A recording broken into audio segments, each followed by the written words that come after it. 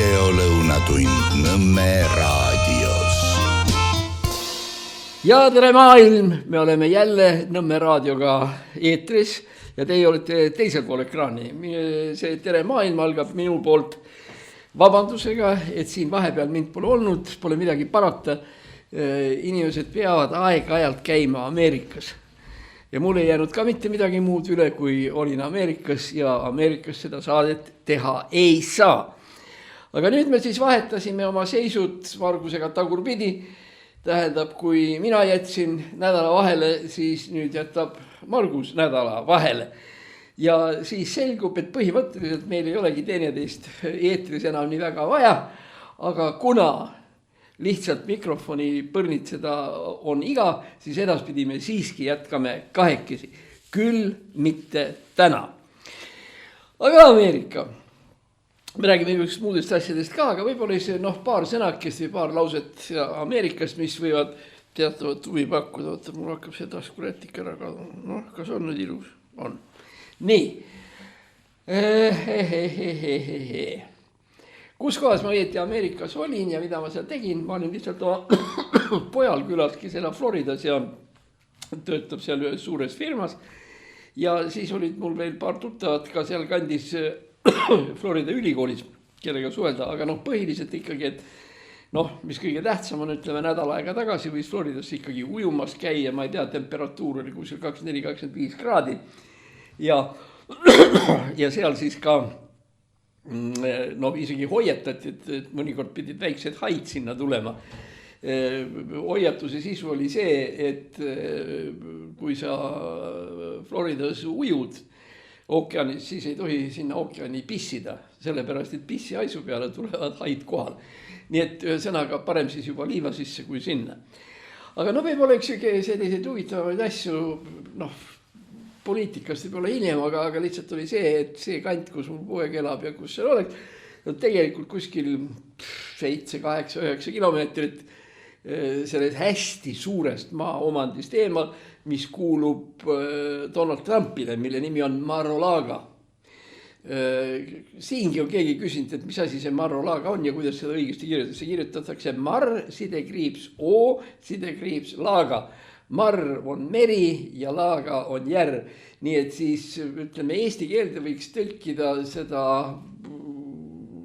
Trumpi omandit seal, hästi suurt maa omandit, kui merejärvistu või järve meristu või umbes midagi taolist.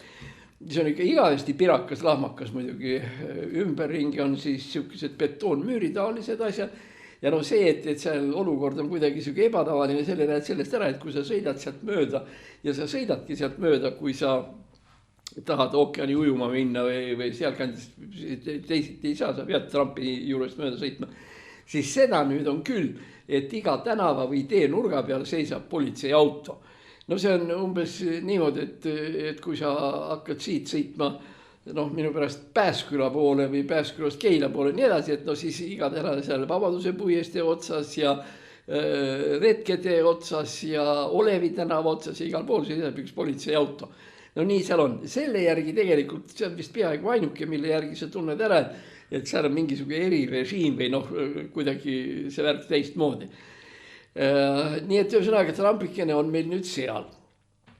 Aga just sel ajal, kui ma seal olin, siis muide ka kohalikus Florida televisioonis, umbes sama tüüpi nagu meie Nõmme raadio, hakkas kerima skandaal, mis on nüüd väga kõvaks läinud. Aga kuna Trump on Floridas, siis Florida televisioonile pakub see asi suuremat huvi kui kellelegi teisel, on see nõndanimetatud Epsteini afäär. Kes oli Epstein? Epstein on surnud muide. Epstein oli üks miljonär, isegi multimiljonär. Kusjuures huvitav on see, et ka minu semud, juristid ja poliitikaga seotud inimesed, keegi ei oska täpselt öelda, kus need tema miljonid tulid, aga miljonid nad olid. Ja mingisuguseid pahandusi otseselt tal miljonite pärast suurt ei olnud. Jättis mõnikord maksud maksmata, aga muidu oli ikka nii, nagu enam-vähem. Ja sellele Epsteinile kuulus üks saar, mitte kaugel Ameerika rannikast. Ja seal saare peal oli siis, seal käisid igasugused sõbrad, tuttavad ja semud, ja saare peal pandi pidu. aga see pidu ei olnud mitte ainult käraka panemine ja niisama ütleme siukene noh, ütleme seal meeste ja naiste mängud, vaid seal oli see, et seal oli tegemist ka alaealiste lastega, täpsemini öeldes tütarlastega, kes olid 13, 14, 15 vanad. Ja kuna see asi ujus nüüd pinnale, tegelikult kah, noh nii nagu alati, ta ujus pinnale, tähendab ühe tollase tüdruku lapse vanema kaudu, kes kuskile kaebas ja läks. Ja seal hakati uurima nime all Epsteini afäär. Ja uuritakse muide tänase päevani edasi. Epstein ise on surnud, nagu ma ütlesin, aga siin on üks huvitav nüanss seisneb selles, et noh, kui föderaalne juurdlusbüroo võttis asja ikkagi ette, no ikka täiesti tõsiselt ja seal oli täielik läbiotsimised ja mis iganes, igasugused seinte läbi koputamised ja elektrooniliste vahenditega seal paberite otsimised ja need. Ühesõnaga seal otsiti ikka asja tõsiselt ja nendest tõsistest paberitest või tõsise otsingu tulemusel leitud paberitest selgus, et Epstein ja Trump on sõbrad.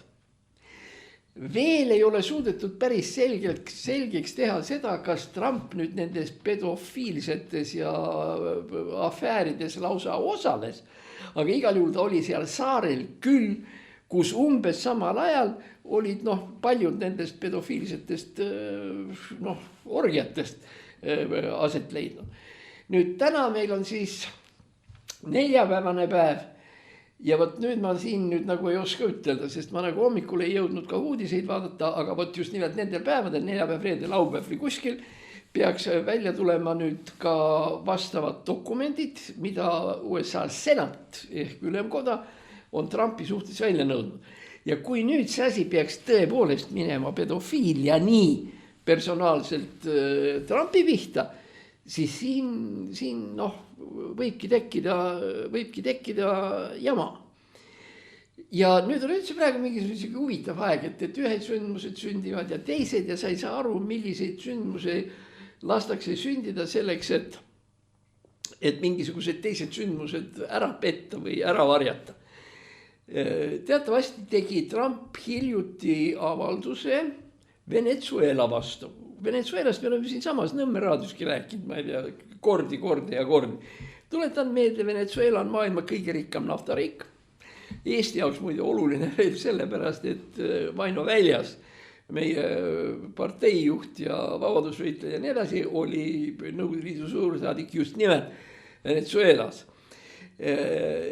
Ja Trumpi idee on tegelikult sellest, ta on öelnud, et ta võtab selle Venezuela presidendi Maduro, Nicolas Maduro maha ja motiiv on arusaadav. Tähendab, Ameerika Ühendriigid on huvitatud Venezuela naftast. Ma kordan, Venezuelas on naftat rohkem kui Saudi Araabias. Mitte küll palju rohkem, aga rohkem. Nii et Venezuela on maailma absoluutselt kõige rikkam naftariik.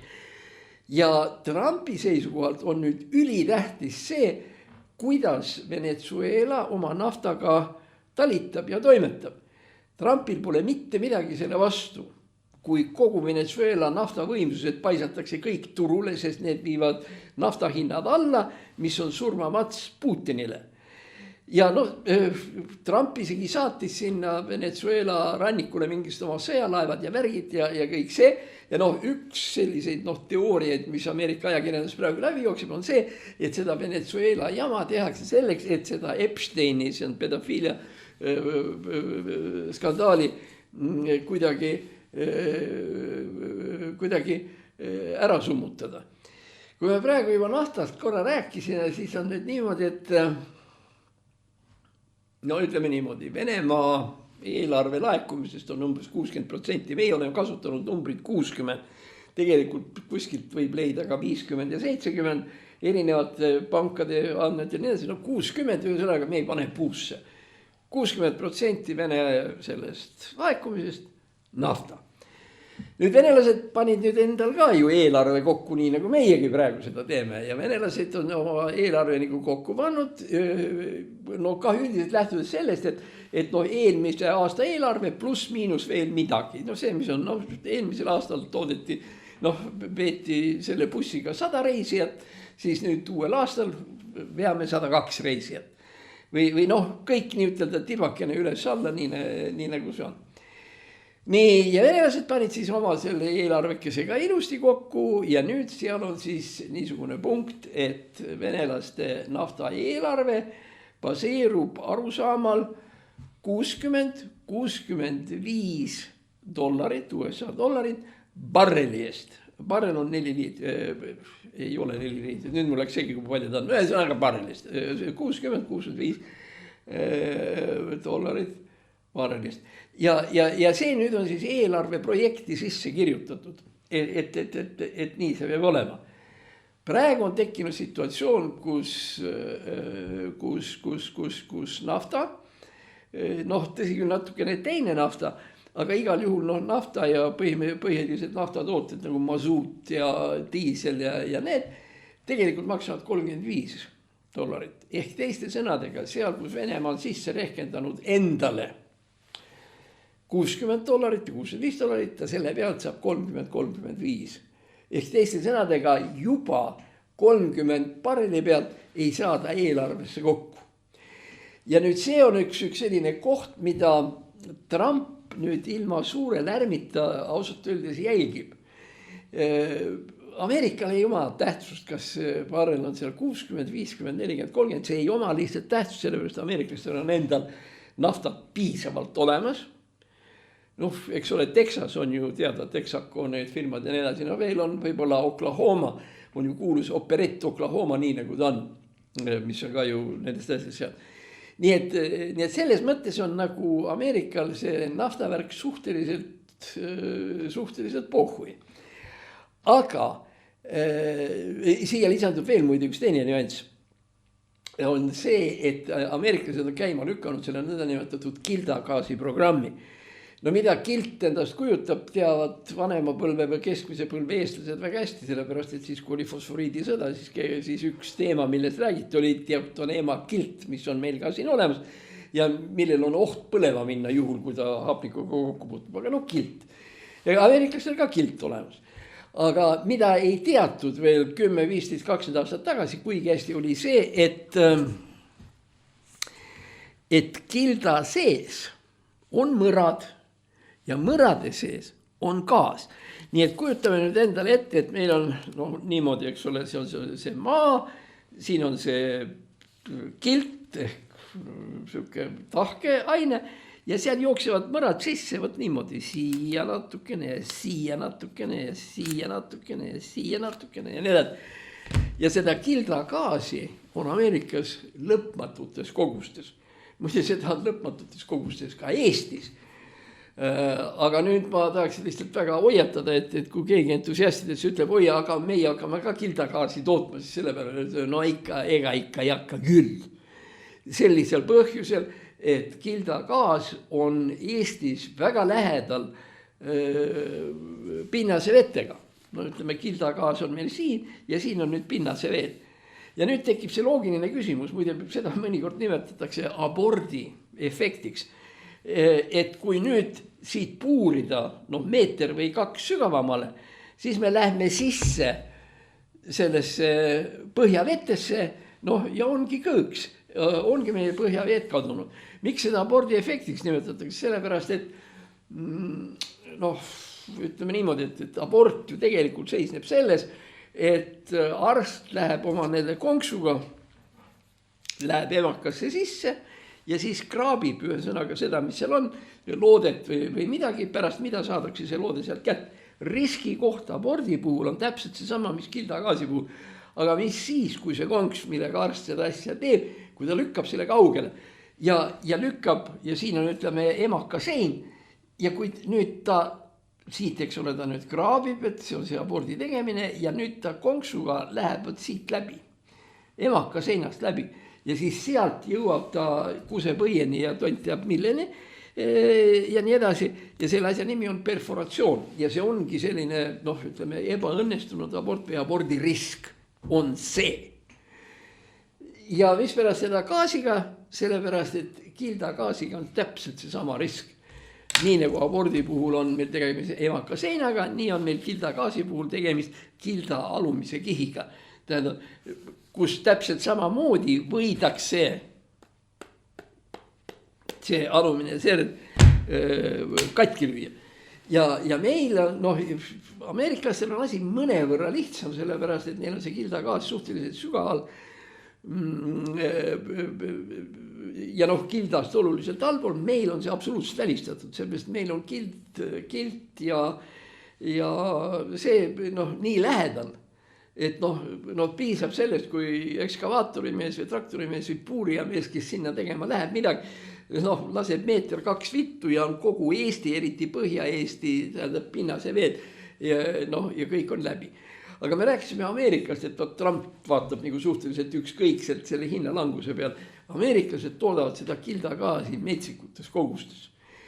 Ja see eeldab muide piisavalt keerulist tehnoloogiat, sest noh, ütleme jälle uuesti siin, eks ole, siin on see gaasikene ja nüüd me siis puuriga tuleme siis nüüd siia.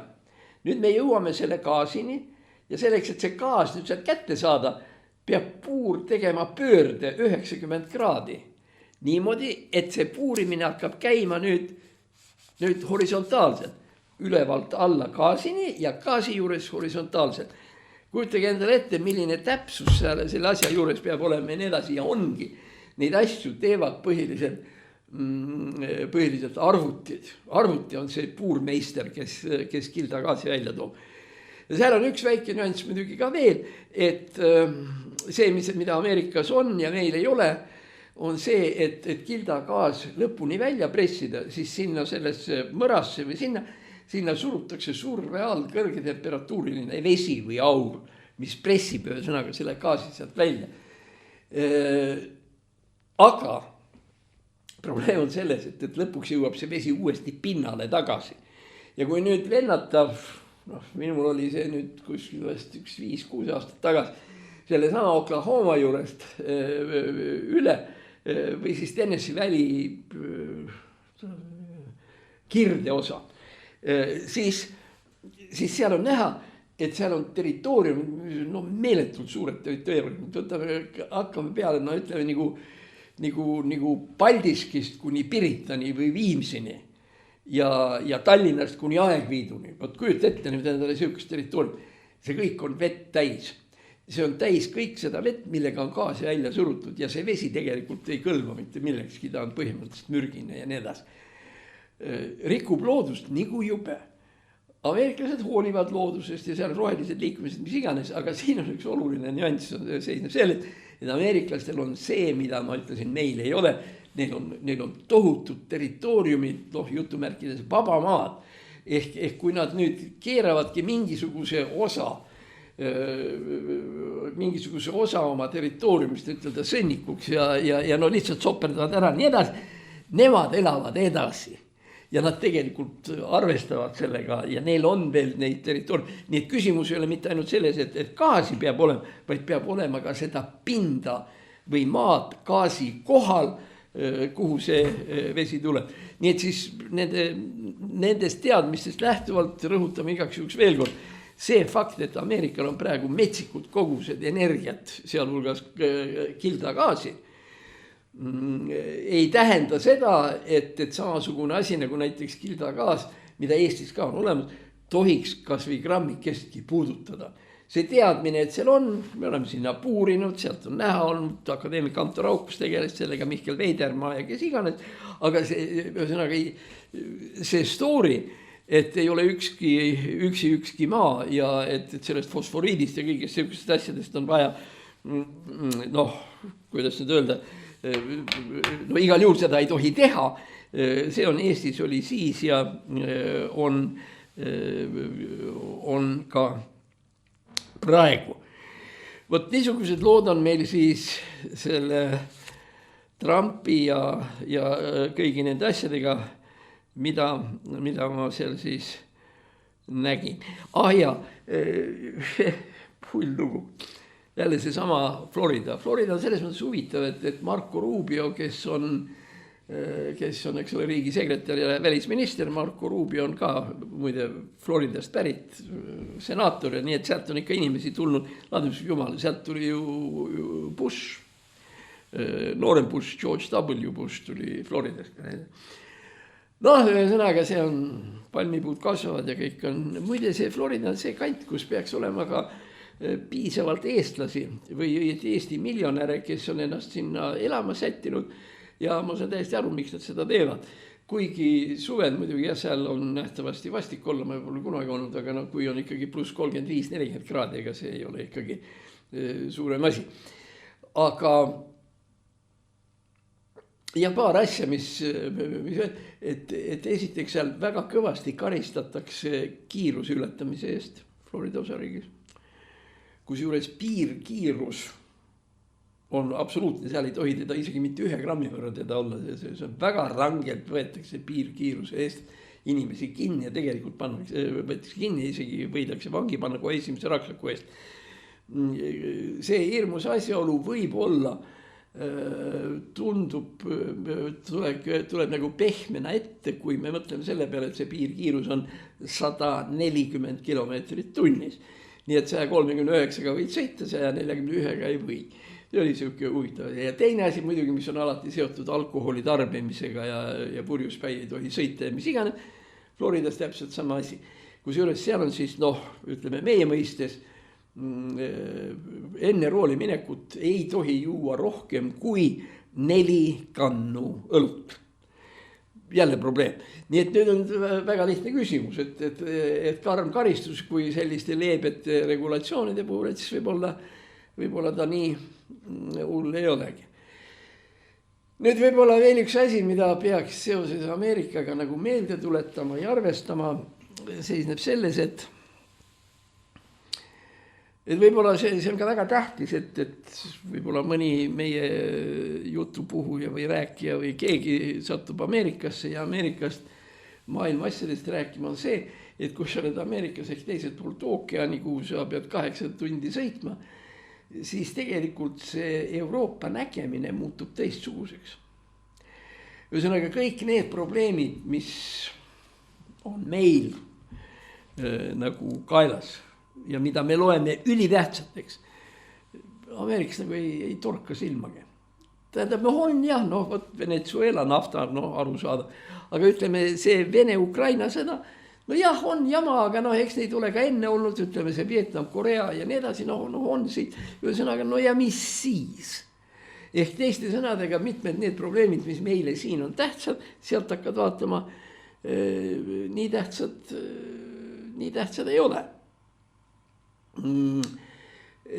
Ja kui nüüd rääkida sellest, kui populaarne või ebapopulaarne on Donald Trump ameeriklaste hulgas ja miks, siis meie mõtleme, et jah, et ta ei aita NATO-t nii palju, kui tarvis on ja ta ei ole nii kindel ühes või teises asjas ja tema toetus Euroopale ja NATO-le ei ole piisavalt tugev ja piisavalt selge ja nii edasi, mis on meie jaoks ei ole tähtis, eks ole, sest me kuuleme sellest peaaegu iga päev. Iga päev juhtub Zelenskiga midagi ja Steve Witkoffiga, kes sõidab siia mingeid läbirääkimisi pidama või Scott Bessent või keegi nendest. Tundub, et ei ole tähtsad ja suured asjad. Meie jaoks siis mingi istuge Floridas Palm Beachi, vaadake, kuidas ookeanilained laksuvad ja kuulake, mis tegelikult mured on ja siis te saate aru, et ameeriklane näeb, ta on südamlik ja hea inimene, aga ta näeb seda maailma teisiti. Sellepärast, et tema jaoks on tähtsamad hoopis teised asjad. Ja mis asjad need siis tegelikult on? Veel hiljuti, mis oli nädal-poolteist tagasi, oli siukene värk, et Ameerika valitsus pandi kinni. Ehk teiste sõnadega kõik Ameerika ametasutused, kaasa arvatud riiklikud koolid näiteks, siis igasugused näiteks pargivahid, kes loomaiapidajad ja nii edasi. Sinus tekitas siukese ebameeldiva tunde, et asi oleks kehvasti minna, oli see, et lennujuhid lennujaamades ei saanud palka. Aga seal oli vähemalt niimoodi, et lennujuhid garanteerisid rahvusvahelised lennud, aga see mind ausalt öeldes väga palju ei päästnud, sellepärast, et mina pidin Floridas sõitma üles New Yorki ja veel enne seda vahepeal siis Chicagosse ja nii edasi, nii et siselende oli küll. Ja seal võisid asjad hukka minna, sest lennuliinid lihtsalt elementaarselt ei tööta. Ja näiteks see teema oli ameeriklastele ja ka Trumpile oluliselt olulisem kui kogu see Vene, Ukraina ja kogu see asi, mis siin käib. Tähendab, kui reaalselt on ikkagi risk, et väga paljud olulised asjad ei tööta. Sinna hulka kuuluvad ka näiteks teatud osa riiklikust meditsiinist, kiirabist. Suures osas on nad era- või osariikide või munitsipaalsed, aga osad on seal. Nii et kui need asjad ei käi ja ei tööta, siis tekib vägisi siuke tunne, et ongi elu peaaegu, et hukas, et mida sa teha saad. Kui lennuk elementaarselt ei käi ja ei tööta. Ja nüüd üks asi, kui me eriti Floridas käid või niimoodi, siis vaatad, et küll inimesed elavad hästi. Ja tõesti, ütleme, eramajad on suures osas ikkagi, mereäärsed on ikkagi lossid, millest me räägime, lossid. Ja seal igasugused pargid ja asjad kõik, mis seal kõrval on ja nii edasi, nii et ega Trump pole seal ainuke. Siis jääb selline tunne, et ei ole äge, et ameeriklased ikka jõle hästi elavad ja nii edasi. Nii ja naa, elavad ka. Aga esiteks Florida ei ole see sama asi, mis oli Chicago, kus ma töötasin üle 10 aasta South Bendis. Ja teine asi on siis kõik võimalikud ameeriklased, kes elavad selles samas New Yorgi äärelinnades. Ükskõik, seesama Detroit, ammune autovabrikute linn ja nii edasi, kus on inimesed, kes elavad tavaliselt kuskil $6-7 tunnis, need, mis nad teenivad. Ja kui nüüd selgus see moment, just nimelt minu seal olles kuskil 2,5 nädalat tagasi, selgus, et Ameerikas on 42 miljonit inimest, kellel ei ole toidutalonge. Ja kes ei saa süüa nende talongide alusel, mis föderaalne valitsus peaks välja andma, aga ei anna, sellepärast föderaalvalitsus ei tööta. Nii et kui 42 miljonit inimest on ilma söögita, siis ausalt öeldes on see, mõelge ise, see on ikkagi väga, väga karm. 200 miljonist 40, eks ole, mis teeb 20%, eks ole. Et mis see tegema. Ja siis vist ei ole mõtet eriti imestadagi, et mis pärast nendele ameeriklastele 42 miljonile, kes süüa ei saa. Et neile üks Ukraina sõda on küll midagi sellist, mis kas teda on või ei ole, on põhimõtteliselt enam-vähem ükskõik.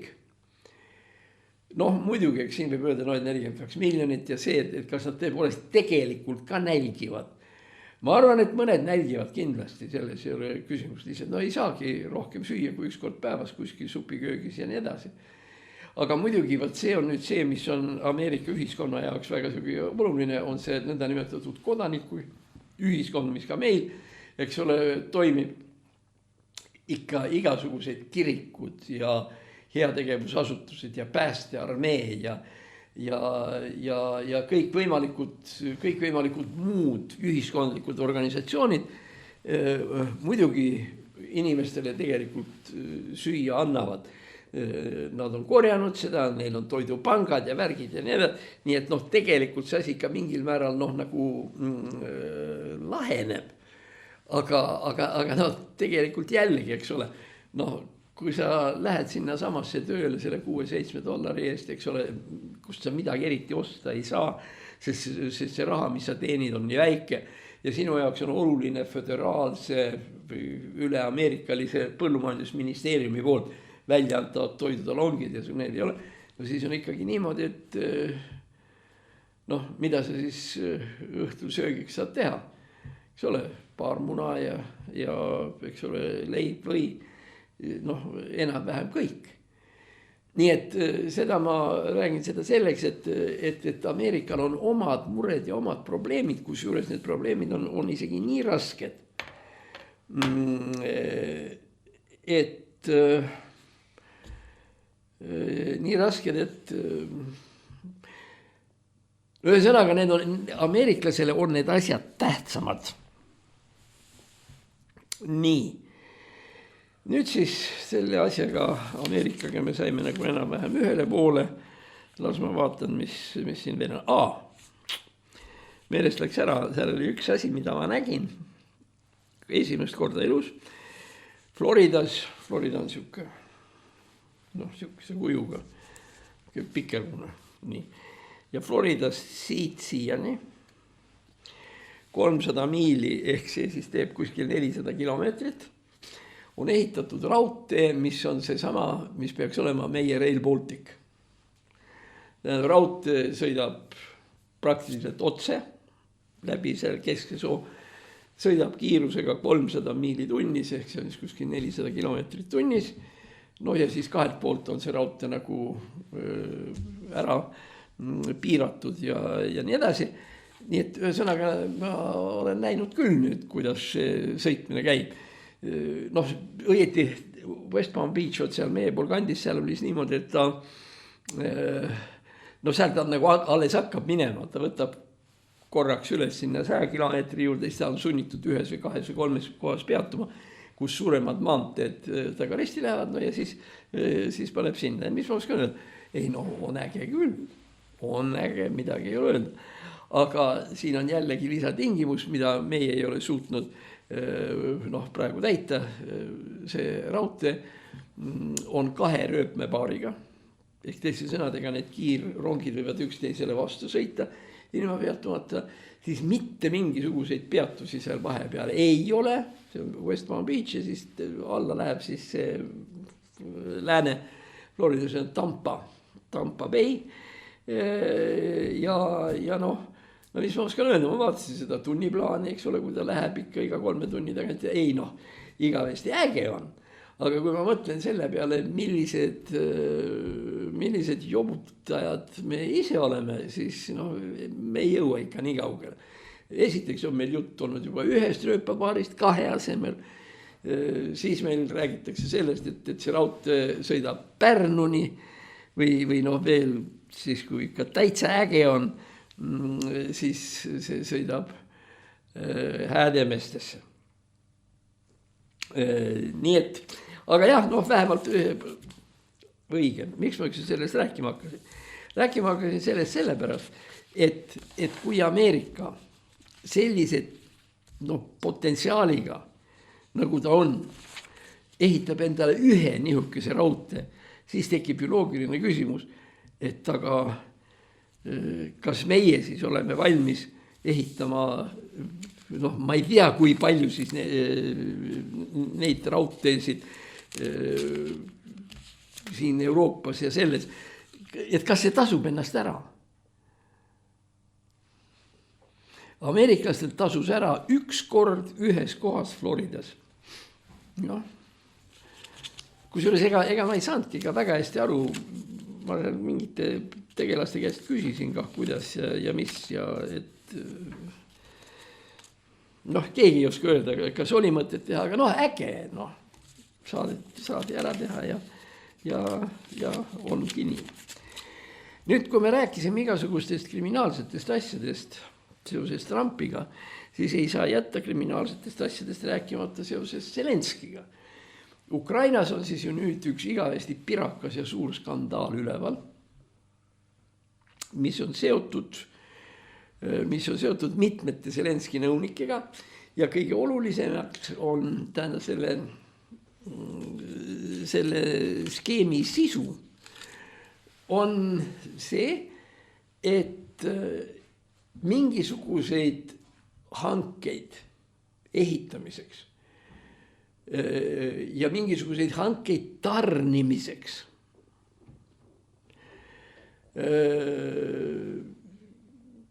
anti ja kasutati sisuliselt altkäemaksu eest. Kui oli vaja midagi osta või müüa, siis see, kes sai selle hanke endale, võttis sealt vahelt, nüüd siis Ukraina prokuratuur ja ütlevad, et kuskil 10–15% vahelt.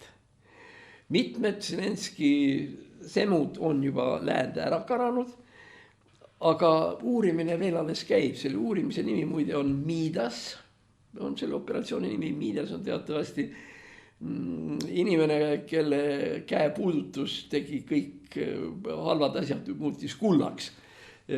No sellest on see inglisekeelne väljend Midas touch. Ja see, no kui tõsine ja paha see on, meil on väga raske öelda. Aga no fakt on see, et tegemist on selliste pooleldi Vene ja pooleldi Ukraina firmadega, kes olid seotud Ukraina energeetikaga. Ehk siis nüüd, kus oli ju Zaporožje elektrijaam, tuumaelektrijaam pummitati suures osas puruks ja nüüd hakati teda taastama, siis see taastamine oli see koht, kus liikus siis valitsuse vahelt ära võtta. No nii nagu on arvatud, et Trump teeb igasuguseid liigutusi näiteks Venezuelas selleks, et kinni katta see Epsteini skandaal. No nii räägitakse ka Zelenski kohta, et Zelenski nüüd sõidab Türki läbirääkimisi pidama, tont teab kellega, selleks, et ära katta nüüd see energoaatomi või selle aatomi elektrijaama skandaal. Ja üldse praegu, kui hakata vaatama kõik üksikuid sündmusi, alati küsida, mis katab mida ja mis vastab tõele kogu selles ajakirjanduslikus soustis.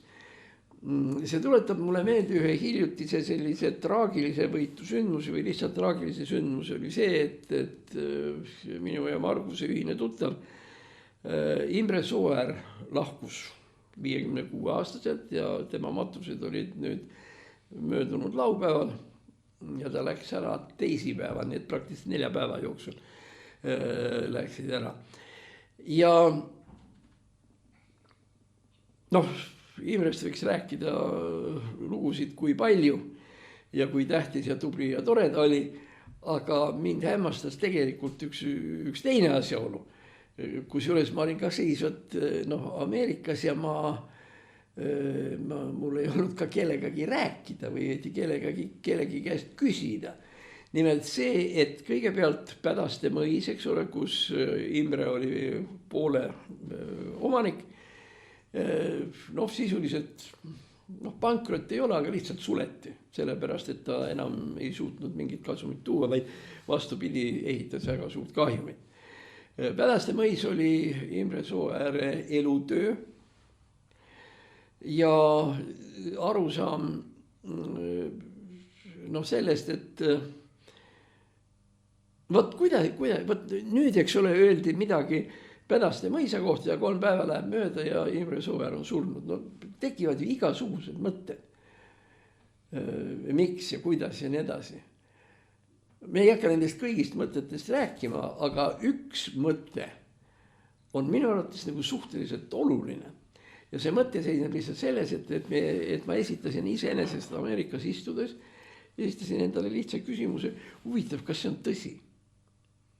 Sellepärast me elame praegu sellises maailmas, kus on nihukene suur kogus desinformatsiooni, bluffi, valet ja mida iganes. Kusjuures me ei ole võimelised isegi, kuidas öelda, langetama normaalseid, otsuseid, võtta see Johanna sealt Slava Ukrainast tekib küsimus, kas see on tõsi? Tähendab, me oleme oma ajakirjandusega jõudnud nüüd nii kaugele, kus vähemalt mina enam ajakirjandust lihtsalt ei usu. Ja esimene reaktsioon, kui ma lugesin seda Delfist Floridas istudes, oli see, et tõenäoliselt on see bluff. Et see on lihtsalt kellegi õel nali. Läks aega mööda, kus ma pidin ära ootama, kuni Eestis jõuab õige aeg kätte ja nii edasi. Ja siis ma helistasin koju oma abikaasale, et küsida, on see tõsi. Ja kui meil selliste asjadega nagu surm tekivad küsimused, et kas edastatav informatsioon on õige või mitte, no siis on midagi ikkagi ajakirjandusega ikkagi äärmiselt valesti. Muide, see tuletab mulle meelde veel paari ajakirjanduslikku ideed, millest me oleme siin ka natuke rääkinud, ma lihtsalt tuletan meelde. On olemas üks selline kristlik raadiojaam, ma rõhutan kristlik, mille nimi on Raadio 7. Tegemist ei ole mitte lihtsalt raadiojaamaga, vaid tegemist on kristluse varjus aetava poliitilise propagandaga. Vähemalt kord nädalas, võib-olla rohkemgi. On seal siuke saade nagu Keskpäev, mis kestab 1 tunni ja kus siis saatejuht on Janek Mägi Keskerakonnast ja tema kaaslased on siis Anastasia Kovalenko, siis Lauri Laats ja nii edasi. Ehk teiste sõnadega, me ei saa isegi usulises mõttes seda raadiojaama tõsiselt võtta, kas see Kristus ja kas see evangeelium ja see, mida see raadiojaam edastab, on tõsi. Ja teine küsimus on see, kas ta võtab arvesse kõiki asjaolusid, mis elus ja kristluses aset leiavad, või ta valib ainult need, mis on seotud ühe konkreetse poliitilise erakonnaga. Nii et see on ka meie, tähendab esiteks, et me ei saa usaldada ja teiseks juhtuvad võt seda laadi asjad. Muide, see tuletab meelde ühe loo, mille ma tegin kuskil või mis mul oli aastal 2006-2007. Siis kerkis üles küsimus ja tõesti, et Eesti Raadio peab tegema mingisuguse venekeelse programmi. Ja tegigi, see programm oli siis Raadio 4, venekeelne ja hakkas vist peale 2007. Ja milles see vaidluse koht oli? Tähendab Riigikogus ja Riigikogu komisjonis. Ühesõnaga, kui palju peab raha andma, palju seal inimesi peab töötama, milline peab olema see Raadio 4 saadete struktuur, kui palju muusikat, kui palju jutusaateid, kui palju poliitikat ja nii edasi. Et see oleks Eesti raadiojaam vene keeles. Ja võt siis selle jutu sees turgatas mulle pähe üks mõte, mille ma nüüd uuesti üles soojendasin üks paar päeva tagasi siin teisipäeval.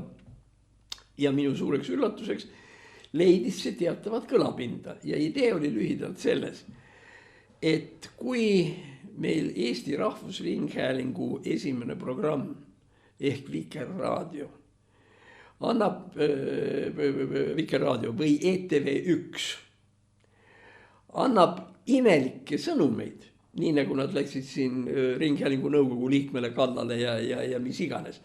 Ja üleüldse, kui me vaatame praegu Rahvusringhäälingu saadete kvaliteeti, siis järsku oleks päris hea mõte kogu see putka kinni panna.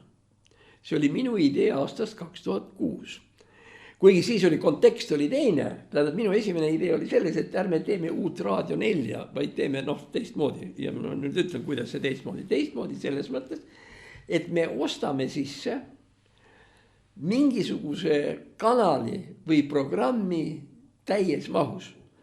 CNN, Fox, TF1, Al Jazeera, BBC, need on ju lamementes.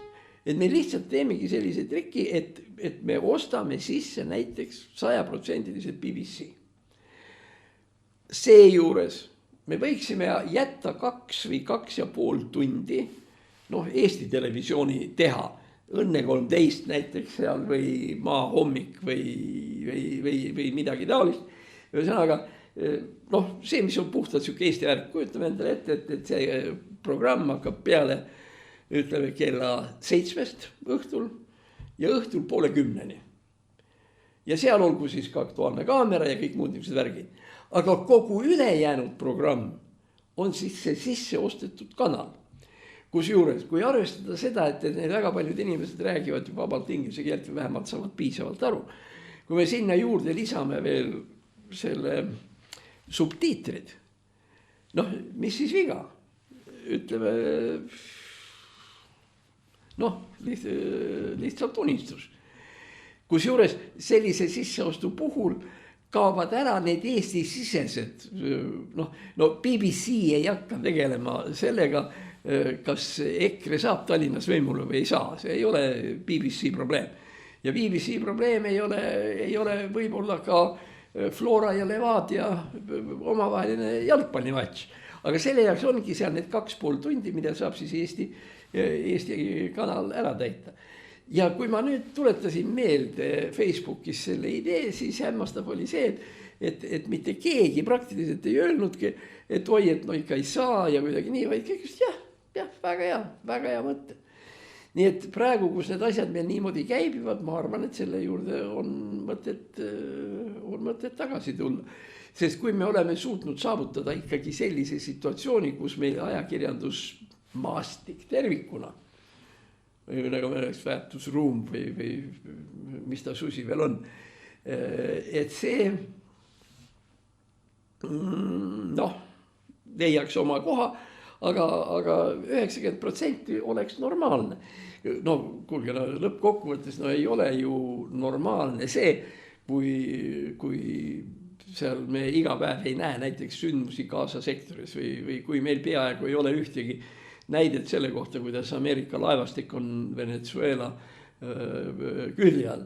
Ja kui me ei näe läbirääkimisi Prantsusmaa ja Saksamaa vahel ja mis iganes, on ju ebanormaalne. Ei, ma saan aru, et kõik need, mis olid need härjanurmed ja värgid ja kõik need tulistamised ja kõik need on tähtsad, muidugi on tähtsad. Aga 2,5 tundi on täiesti piisav aeg, et kõigist tähtsatest asjadest rääkida 2,5 tundi 7 nädalas. Nii et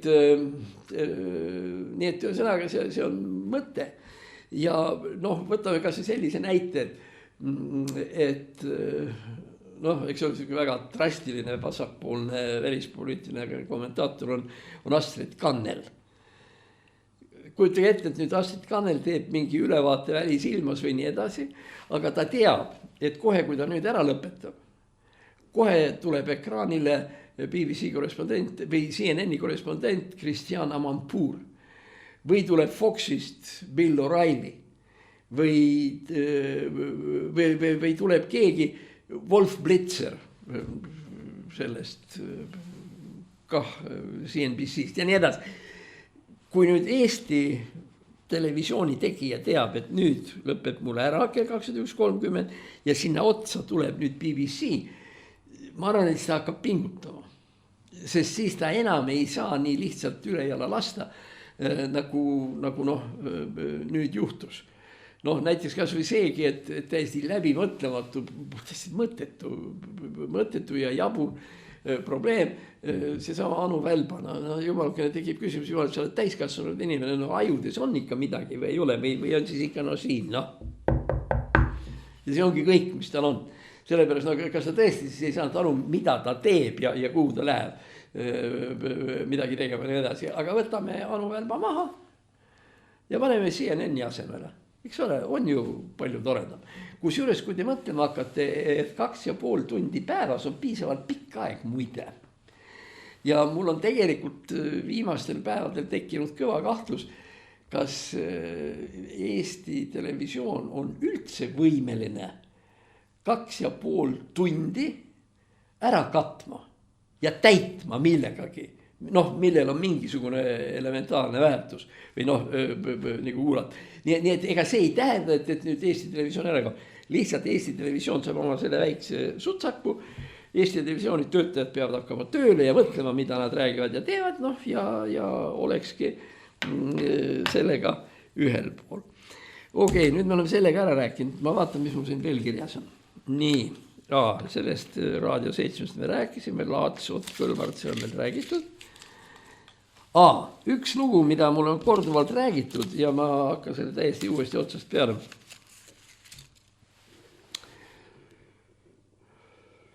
Nädal, 1,5 tagasi ilmus üks raamat, mille nimi oli Valhalla aeg. Valhalla oli Tartu Ülikoolis tudengiteater, mis sai alguse kuskil 85, 86, 87. Seal mängisid üliõpilastena praegu väga tuntud nimed nagu Tiit Pruuli, Hannes Rumm, Maris Jesse, mõlemad Tarandid ja nii edasi. See oli üldiselt siuke tudengite luuleteater, mis ajapikku kasvas üle sellest, et oli luuleteater, ta muutus tegelikult üheks esimeseks selliseks üliõpilas noorsoo organisatsiooniks nende aegade lõpul, selle stagnatsiooni lõpul ja ja perestroika suhtelise alguses. Valhalla tähendab, see on muina-Skandinaaviast, see on selline paradiis, kuhu lähevad siis Skandinaavia või viikingi sõdalased pärast surma ja kus neid siis ravitakse ja poputatakse ja nii edasi, kus nad saavad endale kenad naised ja mis iganes. Nii et ühesõnaga Valhalla on skandinaavlaste paradiis, ma arvan, et ma ei eksi, kui ma ütlen niimoodi. No vot ja siuke teater. Ja siukest. Millest see teater alguse sai? Ta sai alguse sellest, et üks grupp filoloogia tudengeid 85, 86, 87 otsustas taas elustada kirjandusliku rühmitise, mille nimi oli Siuru.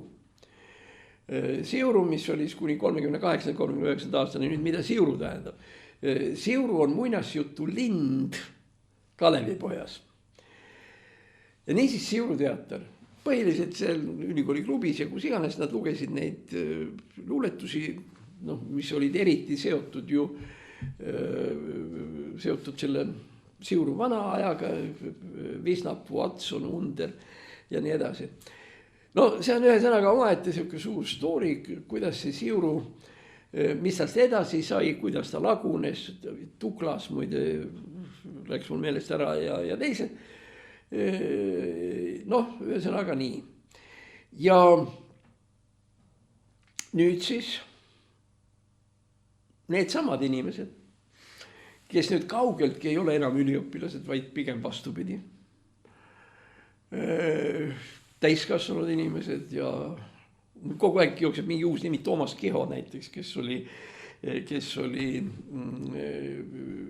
akadeemia toimetaja ja ongi, ma mäletan Maris Jesse, eks ole, kes on meil olnud ju Tervise Arengu Instituudi direktor ja mis iganes, nii et ühesõnaga siukese sümpaatne punt. Ja nemad siin kuskil aasta tagasi või kuidagi nagu nad kuidagi kasutasid seda mõtet, et Siurul oli kevad 36-37 ja suvi 38-39. Aga Siurul kui kirjanduslikul rühmitusel pole olnud sügist. Ja nad võtsidki välja vanad luuletused ja asjad ja ajalooürikud ja asjad ja lavastasid näidendi Siuru sügis. Ehk mis sai Siurust edasi. Paralleelselt sellega Siuru sügisega ilmus ka raamat Valhalla aeg. Ja miks ma hakkasin sellest rääkima? Sellepärast, et meil nüüd on hakanud tekkima või meil on tekkinud mõningad, ma rõhutan mõningad ja väga vähe muide, raamatuid, mis peegeldavad 80. aastate lõpu noorte liikumisi. Mina olin Moskvas siis tol ajal ja kui ma tulin Eestisse 86-87 ja kui ma vaatasin, mis siin fosforiidiga tehakse ja nii edasi, tunnistan, ma olin ikkagi hiiglama üllatunud, et kust kohast see liikumine tuli, kust see oli. Sest veel alles 10 aastat tagasi oli väikeste üliõpilaspäevade pärast saime me Komsomoli komitees sellise kolaka, et oli, seal oli, Siim Kallas oli peaaegu Komsomolist välja viskamise ääre peal. Ja nii edasi. Ja nüüd järsku 10 aastat hiljem tulevad ja lihtsalt ongi seal Visnapuu ja Atson ja Kailit, et kuidas. Ja võt nüüd tänu sellele raamatule ma nüüd nägingi, et tegelikult see, mis noored tegid 88-89 ja mis tegelikult oli ka üheks osaks laulvast revolutsioonist, et selle taga oli tegelikult mingisugune loominguline areng, mida kujutas endast Valhalla. Ja ma saan aru, et nad mõlemad nüüd ütlevad, et teine ei ole õige või see, aga on olemas veel üks raamat, mis on ka 80. aastate lõpu kohta, nagu see Siuru sügis, aga hoopis teistsugune, aga sama asja kohta on Mihkel Raua Musta pori näkku. Ma arvan, et Siuru esteedid seda Musta pori näkku väga hästi nagu omaks vast ei võta. Aga teisest küljest ma saan väga hästi aru, et Mihkel Raua mingisugused tegelased ja nii edasi, nende jaoks on ka Siuru nagu natukene imelik. Kui me hakkame mõtlema kogu selle ansambli peale Singer-Vinger ja mis seal kõik ümber käis. Kui me lisame siia juurde Olav Osolini ja Mihkel Muti memuaarid, enam-vähem nendest samadest aegadest, siis on vähemalt minu jaoks, aga ma arvan, et kõigi teiste jaoks tõeline ajalooline pilt 85. aastast ja sellest, kuidas asjad kujunema hakkasid, on see tõeline pilt käes. Niisiis 4 raamatut ehk tetraloogia, Mihkel Mutt Musta pori näkku, siis Valhalla aeg, suuresti Tiit Pruuli kirjutatud, ja Olav Osolini ja Mihkel Muti memuaarid. Ja kui me kõik need 4 asja kokku paneme, siis me saame kuskil umbes 500-600 lehekülge, mis peegeldab Eesti tegelikku vaimu elu 84, 85, 86, nagu ta oli. Ta võis olla natukene siukene skandaalne ühes või teises plaanis, aga ta võis olla väga nukker, romantiline ja nii edasi, aga see oli see elu. Ja ma olen need 4 raamatut nüüd ära nimetanud, aga kuna see on nii tähtis, ma nimetan nad veel kord, et kui meie kuulajate hulgas on inimesed, kes tahavad tutvuda või tahavad aru saada, kuidas see laulev revolutsioon, kust ta tuli ja kuidas ta tekkis, on vaja lugeda järgmise raamatut Valhalla aeg, Musta pori näkku, Mihkel Muti ja Olav Osolini memuaarid. Vaat see nüüd tuletab mulle meelde probleemi, mida mulle on ehitatud siin nii ehk naa. See on minu käest küsitud, et vot, et sa olid Gorbatšovi juures ja tegid seda, teist, kolmand, et miks sa oma memuaare ei kirjuta, seda enam, et mõnikord, kui satud veel saunas mõne õlle või muu pitsi juurde, siis ikka tulevad vanad ajad meelde ja siis tõesti, ongi igasuguseid huvitavaid asju juhtunud ja nii edasi. Siis küsitakse, et miks ma ei kirjuta. Minu vastus sellele on see, et kui ma nüüd jälle läksin läbi raamatupoest, vaatasin natukene, mis seal uuema kirjanduse ja selle hulgas on, siis ma nägin seda, et jõle palju on igasuguseid personaalseid memuaare. Rein Otsasson, eks ole, kes oli Eesti iseseisva panga, mitte isa, vaid esiisa. Allar Jõks, eks ole.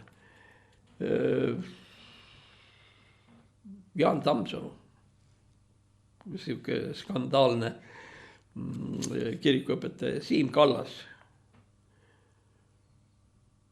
Mul on endal ka üks väike brošüürikene, aga see on kuskil 100 lehekülge parema käega. See oli õieti esimene eestikeelne raamat liberalismist kui filosoofiast ja nii edasi. Vello Salo. Ja nii edasi. Kui ma olen neid sirvinud, aga ma ei ole ka tõesti rohkem midagi teinud, kui tõesti ainult sirvinud. Või siis miks see taskurett kogu aeg ära läheb? On ilmselt ka. Nii, kui ma olen neid seal poes sirvinud aeg-ajalt ja vaadanud ja kui aega on ja see Apollos seni ajani, kuni mulle seal Hiina restoranis süüa tehakse ja nii edasi, siis ma olen tähele pannud, et mind need raamatud üldiselt ei huvita. Nad on niivõrd personaalsed ja nad on niivõrd seotud mingite sündmustega, mida ma ei tea, millest ma kuulnud ei ole ja mis on mis võib-olla tunduvad olulised nende kirjutajatele, aga mitte nende lugejatele. Vaadake, need lood, mis ma olen rääkinud ja mille kohta öeldakse, vot kirjuta. Nende lugudega on asi ju tegelikult väga lihtne. Need lood, olgu minu pärast ka see suveräänsusdeklaratsiooni vastuvõtmine ja mis iganes, kus igasuguseid asju juhtus ja seal Gorbatšovi juures mingid nõupidamised ja kuidas ime vastu võeti rahvasaadike kongressi. Need lood on huvitavad rääkides. Esiteks rääkides, ma olen selles veendunud ja tean, mälestused ei ole kunagi täpsed. Mingi asi läheb ikka bussi. Näiteks alles selle sama Valhalla raamatut sirvides, lugedes ja ostnud endale Valhalla raamatut, mul läksid segi 87. ja 88. aasta. et millal olid siis need Alo Mattiiseni 5 Isamaa laulu olid 88, aga 87 ei ole ükski maa Tartus. Noh, minul läks need asjad lihtsalt segi. Siis mingisugused kokkusaamised küll Gorbatšovi ja küll sellega, siis kui parasjagu oli jutt sellest MRP komisjoni lõppdokumendist ja nii edasi, millal me Gorbatšoviga rääkisime või see. Mina mäletan niipidi, aga kui ma vaatan seda sama Juhan Aare tehtud filmi, mida ma ise ka tegi ja olin, selgub, et ei, see päris nii ikkagi ei olnud. Kuupäevad ei olnud täpsed, ei olnud nii, et MRP oleks tühistatud jõululaupäeval, MRP tühistati jõulupäeval, jõulu esimesel pühal ja nii edasi. Tähendab, kõik need mälestused on umbkaudsed. Ja paratamatult on siin veel muidugi ka üks asi, mis on näiteks, ma nimetaksin seda Rüütli fenomeniks. Arnold Rüütel on sättinud selle asja nii, et tema ongi see kõige kõvem tegija. See tähendab, igasuguses memuaarsuses tekib vajadus iseennast upitada ja iseennast õigustada, kui midagi valesti läks või ei läinud. Siin muide mul on üks lugu, mis täitsa väärib nagu rääkimist, seoses selle Valhallaga ka. Ülikooli aulas tegid komsomolikomiteed ja veel keegi seal Valhalla inimesed ja nii edasi, teatri inimesed tegid koosoleku, mis oli pühendatud võitlusele fosforiidi vastu, tähendab, see oli fosforiidi vastane koosolek. Ma ei mäleta, keegi kutsus mu sinna, et ütle ka paar sõna. Aga mina tulin sealt kateedrist, mis on 3. korruse laula kõrval ja kell 19.05 läks mul Moskva rong. Ja mina tulin kuskil 6 paiku, et tule ja ütle ka mingid paar sõna. Ma ütlesin oma sõnad ära ja läksin minema ja alles nüüd, kui me olime koos Strasbourgis, küsisin ma Indrek Tarandi käest, kes oli ju saadik seal ja ma küsin, et see fosforiidi koosolek oli nii, ütle, kas ma rääkisin midagi jubedat? Kas ma ähvardasin teid millegagi või et oli nii vastik või ma ei mäleta. Aga ütle mulle, mis see oli, et ma ise enda jaoks selle asja selgeks teen ja mul sai südamel palju kergem, kui ta ütles, et kõik oli okei. Et sa rääkisid muidugi nagu parteitegelane, aga sa ütlesid ja ma usun, et ma seda tõepoolest võisin teha. Ma ütlesin neile poisid ja tüdrukud, olge ettevaatlikud. Et kui te praegu mindi üles keerate, siis väga paljudel võib sitaste minna, teid visatakse kas ülikoolist välja või sellest ja sõnaga kõik see. Ja ütlesin, et 73. aastal, et omal ajal, see on siis peaaegu 20 või vähem aega tagasi, see üliõpilaspäevade korraldamine läks maksma paljudele väga halbu asju. Ja ma olevat siis öelnud, et ühesõnaga tulge, olge mõistusel. Rääkige, mis te räägite, see on teie asi. Mina olen lihtsalt üks õppejõud. Mul oli kiire ka veel. Ja see. Ja mul, kui Indrek Tarand nüüd ütles, et siuke see minu jutt oli, siis mul oli kohe kergem olla. Et kust paganast sa tead, mida sa minevikus halbu asju oled teinud ja nii edasi. Nii et tegelikult ei teinud. Vastupidi, ma olingi hea inimene. Muide ka praegu. Nii et ühesõnaga igal ühel on see mingisugune oma mälestus, oma pilt ja selles mõttes kui mõelda kõigi nende tegijate peale, kes võiksid memoaare kirjutada, siis seal eksisteerib alati risk, mida mina endale võtta ei taha. Ka need lõbusad lood, mis ma olen rääkinud ja mõnikord räägin võib-olla tulevikus veel, neil on mõte siis, kui mul on vastas kuulaja ja kui meil vahepeal on paar pitsi teed ja kuidagi jutt hakkab jooksma ja nii edasi ja siis muidugi on siis igasugused pullid asjad tulevad meelde. Aga ma saan väga hästi aru, et nii pea, kui ma hakkan seda üles kirjutama, on see lihtsalt igav ja labane ja nii sügavalt mõttetu. Nii et ühesõnaga see, et me oleme praegu jõudnud sellise järgmise, kuidas nüüd öelda, epideemiani, memuaari epideemia, siis ma arvan, et see nagu ka koroona läheb must ikkagi mööda. Nii, kui ma ma kasutan juhust, et Margust ei ole, ma võin ise rääkida nii palju, kui ma tahan, aga nüüd varsti aitab. Ühesõnaga, aitäh kuulamast, nädala pärast näeme, ma tuletan meelde, et meie saated kutsutakse 3 apelsini saateks ja me hoiame neid 3 apelsini Eesti teatrite auks, kes alustasid revolutsiooni või nii edasi 1988. aastal. Vugalas lavastatud Elmo Nüganeni armastus 3 apelsini vastu. Ühtlasi me soovime Elmole tervist ja paranemist ja igasuguseid muid selliseid asju. Ja me kohtume meie 3 apelsiniga jällegi nädala pärast. Ja siis on väga suur tõenäosus, et selleks ajaks tuleb Margus tagasi, ega ta nüüd oma raadiot päris mulle ikkagi ei jätta. Aitäh kuulamast, kõike head, tšau!